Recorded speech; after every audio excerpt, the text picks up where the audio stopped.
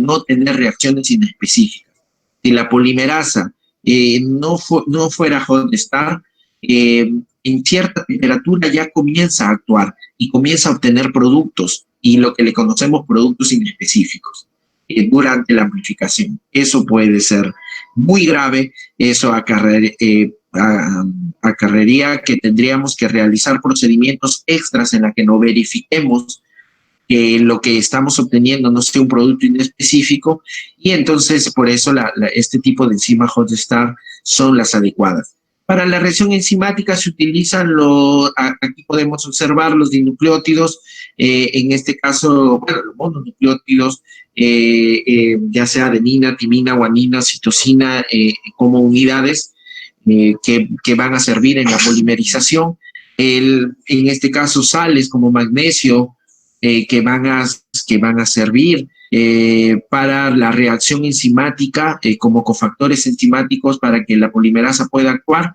Y luego ya sabemos que tenemos primers que sirven de iniciadores, donde la polimerasa va a reconocer tanto al sustrato con este primer que se ha unido, hay una cadena doble, y la polimerasa, cuando reconoce cadena doble, puede actuar. Si no hay cadena doble, la polimerasa no actúa, y esa cadena doble se forma en la especificidad del primer, que a cierta temperatura tiene que ser altamente específico a la zona target donde hemos elegido que se una, y ya cuando hay esta unión, la polimerasa puede actuar adecuadamente y realizar el copiado, ¿no? El fotocopiado, utilizando la hebra molde y el primer para darle la especificidad a la reacción. Copiada por una hemoglobulina, pues hay que calentarlo a 95 grados para que ésta se degrade, y ya degradándose la hemoglobulina, la polimerasa va a actuar rápidamente sobre este sustrato de cadena doble entre la hebra molde y el primer, ¿no? Esta cadena doble que se ha formado. Entonces, ya hablar, eso es un PCR convencional, utiliza eso. Y en un PCR en tiempo real, el que estamos utilizando, en tiempo real hay dos grandes metodologías, ¿no? El CyberGreen, que utiliza este tipo de fluoróforo para poder, y que de alguna manera no tiene especificidad con el ADN, solamente se une cuando hay cadena doble, y de alguna manera sirve para ir monitoreando cómo se va formando las dobles cadenas en la polimerización y da una señal al equipo. Y esta otra metodología, no voy a ahondar en la metodología de CyberGreen, pero un poco vamos a tocar las metodologías de Tachman, ¿no? De las ondas Tachman. Así como hemos hablado que hay primers que sabemos que se van a unir a regiones específicas, pues entre el primer forward y primer reverse se diseña una región, se diseña un pequeño fragmento con alta especificidad a la parte intermedia. Entre el primer forward y reverse, en la parte intermedia se diseña una secuencia de alta especificidad con esta zona intermedia, y que suele tener entre 40 a 60 nucleótidos, y que es conocido como sonda, ¿no? Lo diferencia del primer, uno, su tamaño, y dos, que tiene un fluoróforo y que además tiene un quencher o un apagador para que el fluoróforo no dé señal en todo momento, sino que la señal se dé en un momento determinado de la reacción. Estas ondas tiene ya el fluoróforo. Uno añade al master mix, uno añade a lo que va a amplificar la sonda, pero no está dando fluorescencia, porque hay aquí vemos, aquí tenemos el fluoróforo, y aquí tenemos un apagador, el quencher o apagador, ¿no? Entonces este fluoróforo es apagado, ¿no? Por este quencher, que no le permite que la fluorescencia sea emitida. Entonces, mientras que la sonda esté completa, va a suceder esto: el fluoróforo está apagado por el quencher. Pero una vez que se da la polimerización, ¿no? Una vez que se da se realiza la polimerización, pues el apagador va a ser en este caso separado, degradado, como lo vamos a ver posteriormente, ¿no? Y ya la señal va a ser emitida. Se da el proceso de transcripción inversa, los primers se unen adecuadamente, bueno, suelen ser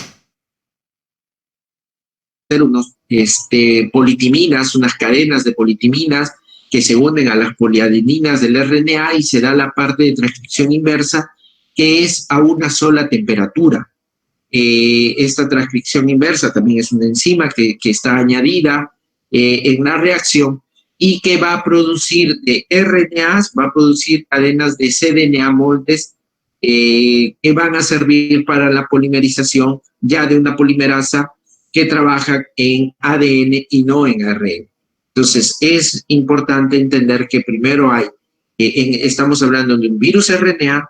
Este virus RNA tiene que pasar a darnos una cadena de cDNA por transcripción inversa. Tenemos un ADN ya de cadena sencilla que se ha producido y esta ADN, ADN de cadena sencilla que se ha producido en la transcripción inversa, ahora sí los primers se van a unir específicamente.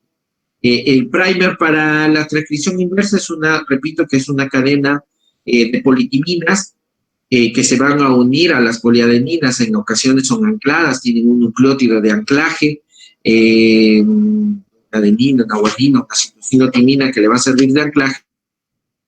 En este primer paso de transcripción inversa también se utiliza primers, que son estos pequeños fragmentos de politiminas. Una vez que ya tenemos el ADN molde, ahora los primers específicos se van a unir a las regiones específicas que se ha diseñado. En el tubo nosotros colocamos justamente la transcriptasa reversa, la TAC polimerasa, colocamos los primers, colocamos la sonda, que está apagada por el quencher, el fluoróforo está apagado por el quencher, y los buffers, ¿no? Donde se adiciona el y los DNTPs adecuados, ¿no? Entonces, y eso es de un solo paso, eso es lo que se conoce como, cuando se coloca la polimerasa con la transcriptasa reversa en un mismo tubo, se conoce como transcripción o RT-PCR de un solo paso, en la que no es necesario, como lo hicimos ya antes, utilizar dos pasos. El primer paso, colocabas estos olivos de té, hacía la retrotranscripción de reversa, luego tu producto de la retrotranscripción lo pasabas a otro tubo con la contaminación que acarrea esto, lo pasabas a un nuevo tubo para recién colocar la TAC y colocar los primers, las ondas específicas y hacer ahora sí el proceso de tiempo real. En este caso utilizamos ya la de un solo tubo, la de un solo paso, nuevamente para evitar contaminación, pues, ¿no? Esta Superscript 3, que es la que también hemos utilizado en el laboratorio, y repito que es de un solo paso, ¿no? Nos evita tiempo también y evita contaminación. Todo proceso de obtener resultados a la hora que yo comienzo a procesar y a realizar el PCR y obtener y comenzar a tener mis tubos donde he colocado el master mix y le voy a adicionar el RNA, en una placa tengo que considerar 93 muestras y 3 controles que se utilizan. Por lo menos el protocolo nos pide que utilicemos. En algunos casos hemos trabajado no con 3 controles, sino hasta con 5 o 6 controles. Bueno, este tipo de control para ver el laboratorio, si donde he preparado mi master mix, si hubiera algún contaminante en el ambiente que pueda malograr mi master mix, y este contaminante hablamos de pequeños fragmentos, como lo mencionaba al inicio, pequeños fragmentos de amplicones que si ingresaran al tubo donde he preparado el master mix, puede dar amplificación. En teoría, un solo fragmento de DNA, de cDNA o DNA, RNA por la degradación misma que puede llevar, de hecho también es menos el peligro de contaminación. Pero si hay un pequeño fragmento de cDNA que se ha producido, que está en el ambiente, está en forma de aerosol, está flotando, y que luego por la acción, abrir y cerrar puertas, ingresa al ambiente donde voy a cargar mi muestra o voy a preparar mi master mix, y se le ocurre ingresar ese pequeño fragmento que está flotando en el ambiente e ingresa a la muestra, lo va a contaminar. Y hablo de contaminar hasta puede ser la placa entera, o sea, 93 tubos. Si consideramos el costo de reactivo solamente entre 150 a 200 soles, imaginar 200 soles por una placa entera, ¿no? 200 soles por prácticamente 100 muestras. Entonces nos imaginamos que provocar una contaminación de este tipo, estamos echando al agua 20,000 soles en reactivo, y sin contar horas de trabajo, sin contar, etcétera, de equipos, material de plástico, etcétera. Entonces, imaginemos el gasto que se puede acarrear si se lleva la contaminación. Entonces, este control de agua de PCR que se carga a la hora que se ha preparado el master mix es importante, porque si esa gota que debería de estar limpia de agua de PCR no da producto de amplificación, entonces me va a decir, oye, el ambiente en el que estás trabajando está limpio y ninguno de tus reactivos se está contaminando porque, mira, has añadido solo no hay amplicones que están cayendo y se están metiendo a los tubos. Eso es importante. Luego, para darnos cuenta si es que los mismos tubos de trabajo, si los buffers se han contaminado durante el proceso, se utiliza controles para determinar, ¿no? En un control interno, para también ver si es que los materiales son óptimos, ya sea uno para contaminación y otro para saber si es que alguno de esos reactivos se ha malogrado o ha sido mal conservado, o hay un inhibidor que se ha involucrado tanto en el reactivo, o un inhibidor que viene con la muestra. Imaginemos si fuera muestra de hisopado, de hisopado anal, o una muestra de heces que tiene altos contaminantes. Reacción, si no me corre ninguna curva o no hay ninguna no hay ningún producto de amplificación, yo no puedo decir que es negativo. Puede ser que la contaminación misma de la muestra me esté provocando que no haya producto de amplificación.